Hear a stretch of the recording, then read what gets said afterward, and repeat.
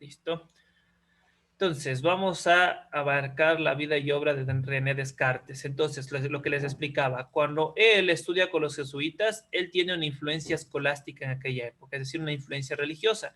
Él nos menciona que lo único verdadero e infinito y real es la existencia del pensamiento y de Dios. También nos enseña que lo único infinito en este mundo es Dios, y como es un ser omnipotente y omnipresente, es el único que puede crear un mundo totalmente universal, en el plano infinito.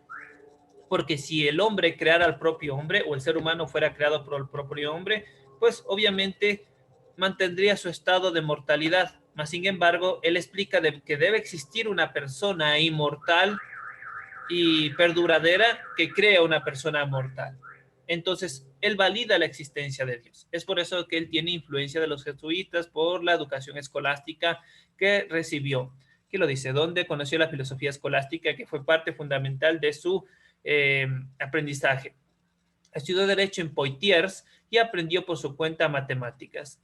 Él también es un exponente grande de las matemáticas, porque explica que existe aprendizajes totalmente reales que no se pueden contradecir. Ejemplo, las matemáticas. Al decir 1 más 1 es 2, no puedes buscar un método que diga que es totalmente incorrecto. 1 más 1 es 2, 1 más 1 es 3, por ejemplo, 1 más 1 es 4. Las matemáticas son exactas, según su teoría. No hay método para cambiar lo que es exacto.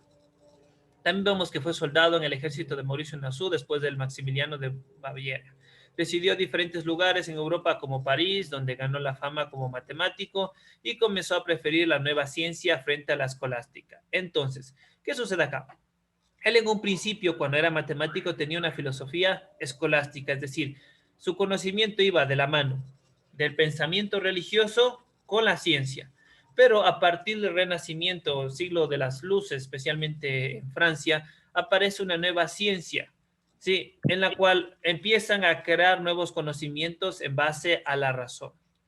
Vemos también que se retiró a estudiar a Holanda, catedrándose con la princesa, con la, carteándose con la princesa Isabel Bohemia. ¿Ok? Vamos a ver acá. El señor Descartes viajó a Suecia como profesor invitado por la reina Cristina. El clima frío y las clases de primera hora de la mañana provocaron una fuerte pulmonía, lo que a posterior se transformó en una neumonía, que causó su muerte en Estocolmo a una edad temprana de 53 años. Dentro de las principales obras tenemos El discurso del método que vamos a hablar, un nuevo método para descubrir la verdad que se basaba en el escepticismo y la duda, y las meditaciones metafísicas, en el cual él expone las verdades, bueno, él expone por qué Dios existe, básicamente. Vamos a abarcar el método de Descartes. A mediados del siglo XVI comenzaba a sentirse la necesidad de un orden, una disciplina y un método de la filosofía. ¿Qué sucedía? Que los antiguos filósofos antes de él en muchas cosas se habían equivocado. Por ejemplo, métodos platónicos, aristotélicos o filosofía de tipo neoplatónica como las de los romanos. Es decir, él sentía que, bueno, esta sociedad en este contexto sentía que mucha filosofía se había equivocado. Es por lo cual que él cree que es necesario crear una filosofía que diga la verdad, que se marque dentro de la verdad. Entonces, a Descartes no le convencía ni la filosofía aristotélica ni la escolástica. Si recordamos un poco de las filosofías aristotélicas, nos decían que un método para descubrir la verdad era mediante silogismos. Sí, estudiamos un poco de eso. Silogismos en base a premisas lógicas que llegan a una conclusión lógica. Ni al pensamiento escolástico, en la cual establecía que la base principal de la verdad del mundo era poner en primer plano a Dios. Todas estas filosofías él decía que estaban erradas y él tenía que encontrar un método para descubrir la verdad en el plano de lo verdadero. Entonces, no servían para la nueva ciencia. Inspirándose en las matemáticas, planeó crear un método racional, es decir, un método en base a la razón y el pensamiento, dejando atrás el plano subjetivo, las emociones, el miedo, la religión, y uno deductivo, es decir, que empieza de descomponer todas las cosas, todo el conocimiento de sus entornos para crear un conocimiento absoluto y que sea válido para todas las ciencias. Vemos acá que la inspiración de él para descubrir su nuevo método apareció, dice, la inspiración de su método llegó en el transcurso de 3 sueños que tuvo en una noche de tormenta mientras era soldado. Entonces, él pensó mucho en esto. Y ahí es donde él descubre que un método que podría funcionar es poner en duda todo. Es decir, dudar de todo, poner en escepticismo todo. ¿Y cómo tenía que ser este método? Es la pregunta, ¿no? El método tenía que ser uno que valiese para todas las ciencias, que sea sencillo y accesible a todo. Es decir, que no sea tan complicado como hablar, por ejemplo, del hiperuranio, del mundo de las ideas, de ciertas concepciones aristotélicas que son medias complejas, o también como hablar de, por ejemplo, filosofía presocrática, la cual nos establecía que había sustancias que interactuaban con nosotros y nuestros comportamientos. Son métodos complicados para descubrir verdades, pero que simplemente fueron perdiendo uso y credibilidad durante los siglos. En cambio, él establece que debe existir un método que sea accesible para todos y sea fácil. También debía partir de unas primeras verdades, es decir, claras y distintas, con las que reconstruir el edificio de la ciencia y la filosofía. Y él establece una serie de reglas y ciertas y fáciles, es lo que él busca. Entonces, estas son las reglas del método cartesiano. Muy bien, esto también posiblemente lo han de haber visto en matemáticas. Vamos a ver acá que en sí se basa en dos cosas. Sí, en la parte analítica, de análisis, y la parte sintética, de síntesis. Ok, en la parte analítica se basa en la intuición, es decir, los aprendizajes preconcebidos que ya tenemos en nosotros, como son la evidencia y el análisis. ¿Qué quiere decir la evidencia? Es decir, lo que nosotros podemos observar, es lo observable, es aquel fenómeno que podemos observar. Recuerden que él pone en duda todo y dicen que esa evidencia puede cambiar, puede engañarnos, pero un método para nosotros modificar esto o tratar de encontrar si esa evidencia es real o no es real es mediante el análisis. ¿Qué es analizar? Analizar es descomponer el todo en partes. Ejemplo, tengo aquí una pequeña grapadora. Tú sabes, la evidencia es que yo te digo, es una grapadora. Pero, ¿cómo saber si en verdad es una grapadora y no solo una figura de plástico, tal cual que yo la copié en una impresora 3D? Y no, en verdad no es una grapadora ni sirve para nada. ¿Cómo? Mediante el análisis. Entonces, el análisis siguiente sería de esta manera. Descomponer el todo en partes. Es decir, yo abro la grapadora, vemos que tiene un mecanismo que le da las cualidades para ser grapadora y dentro de la grapadora tiene grapas. ¿Qué quiere decir? Que sí, efectivamente es una grapadora. Es lo que nos dice la parte analítica. Descomponer del todo en partes para no solo tener la evidencia de qué es, sino analizar de que es cierto, de que en verdad sucede. Nosotros, por ejemplo, ya sabemos en nuestra mente, sabemos lo que es una grapadora. Tú le dices, yo, por ejemplo, yo te digo a ti, por favor, páseme una grapadora. Usted ya se crea en su mente ya tiene el concepto de grapadora. Puede ser esta, puede ser grapadoras grandes, medianas, con las grapas pequeñas. Ustedes en su mente ya saben lo que es una grapadora. Y su intuición les dice, eso es una grapadora, vea, tomarla. ¿Ok? Eso correspondiente al método cartesiano en la primera parte, la parte analítica. Ahora hablando de la parte sintética. Ahora, ¿qué sucede? Una vez que ya comprendo que esta grapadora es real y no es falsa, viene la parte sintética, viene la parte de síntesis y las comprobaciones.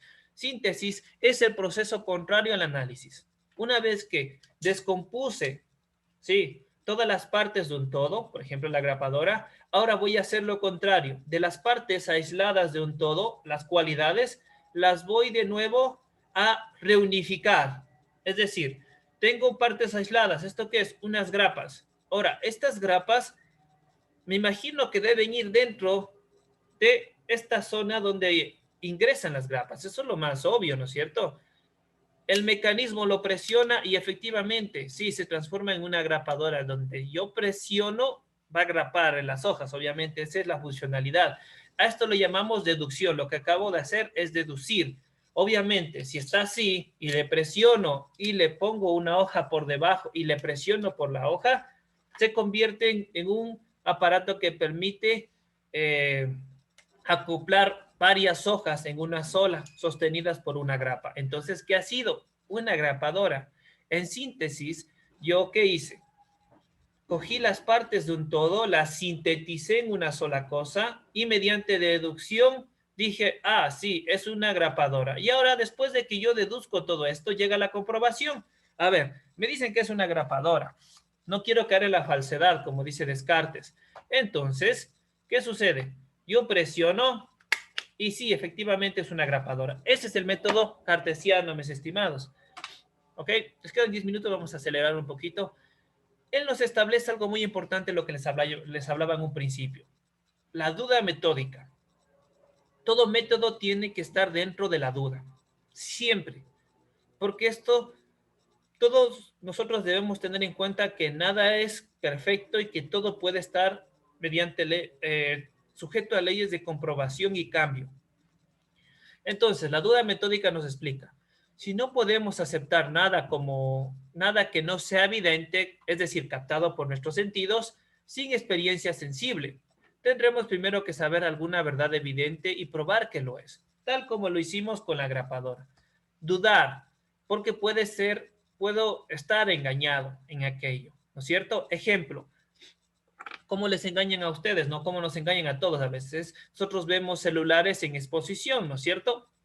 Tú ves la carcasa y un celular en exposición. Resulta que el ladrón va y se toma todos los celulares que están en exposición. Cuando los va a encender, se da cuenta de que solo han sido carcasas vacías. Entonces, según Descartes nos diría, tus sentidos te engañaron. Tú tenías una preconcepción del conocimiento. Sabías que eran teléfonos celulares, pero no sabías de que solo eran carcasas vacías. ¿De acuerdo? Eso llama la duda metódica. Entonces, Descartes le hubiese dicho, para ser un buen ladrón debiste haber ido, presionado el botón a ver si encendían, darte cuenta que no eran carcasas vacías, abrirle si es posible, tratar de encenderlo y si te dabas, y ahí te ibas a dar cuenta si era real o no era verdad. ¿De acuerdo? Ahí hace referencia a esto. Tendremos primero que saber alguna verdad, primero saber qué es un celular, cómo se prende, etcétera, saber alguna verdad evidente y probar que lo es. ¿Cómo se lo prueba? Pues haciéndolo. Por eso, antes de hacer las pruebas, no podemos aceptar nada como verdadero. Tendremos que dudar de todo. ¿Ok?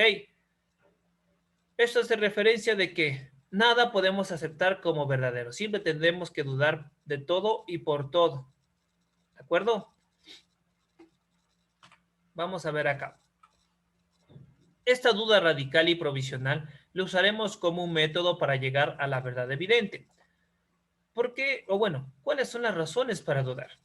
Existen razones extrínsecas e intrínsecas. Extrínsecas que están fuera de nuestro entorno, sí, en nuestro contexto más cercano, e intrínsecas en la parte interna de nosotros. ¿Qué sucede en mí para yo dudar?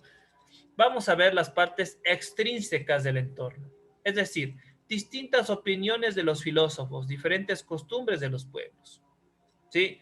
Distintas opiniones o diferentes costumbres nos pueden hacer dudar, ¿sí? Del conocimiento.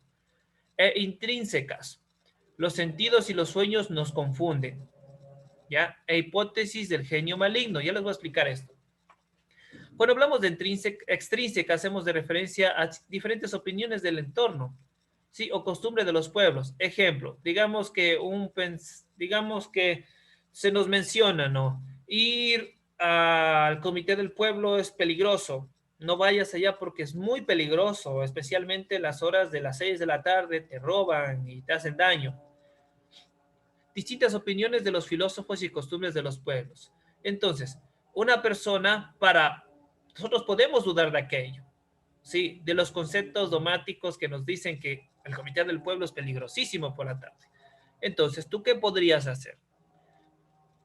Uno, en base empírica, saber si es que es o no cierto y dudar de aquello cuando tú vas y dices, no, yo vivo ahí y a las 6 de la tarde no es peligroso, tal vez a las 12 de la noche sea peligroso. Podría ser un, un comentario totalmente sesgado, que no es cierto, ¿sí? Entonces existen razones para dudar de esta manera, muchas veces por las opiniones de ciertas personas o costumbres de los pueblos, simplemente porque estamos acostumbrados a decir que esta zona es peligrosa solo por ser esta zona, ¿de acuerdo?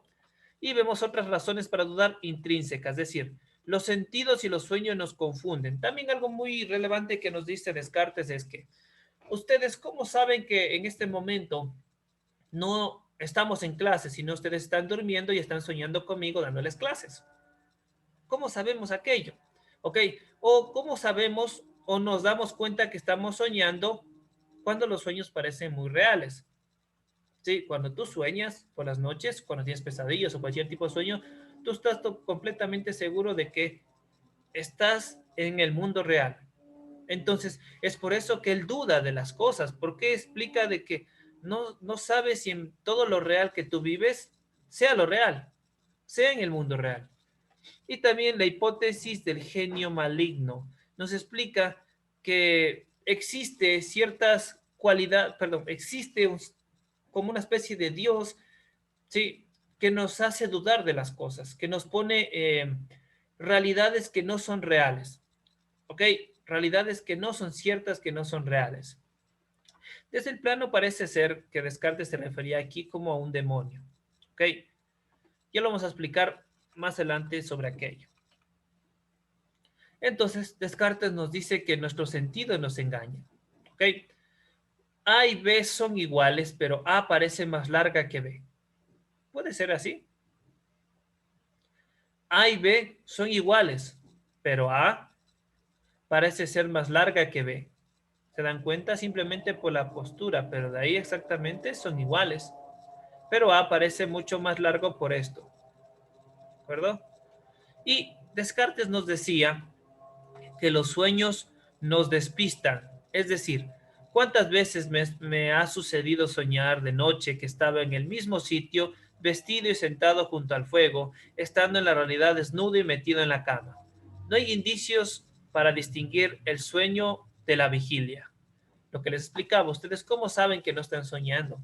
¿O cómo nosotros podemos entender? ¿Sí? Ahí aparecen un montón de teorías que piensan que nosotros básicamente vivimos en una sola realidad y solo lo que existe es nuestro pensamiento más. Sin embargo, la realidad no existe.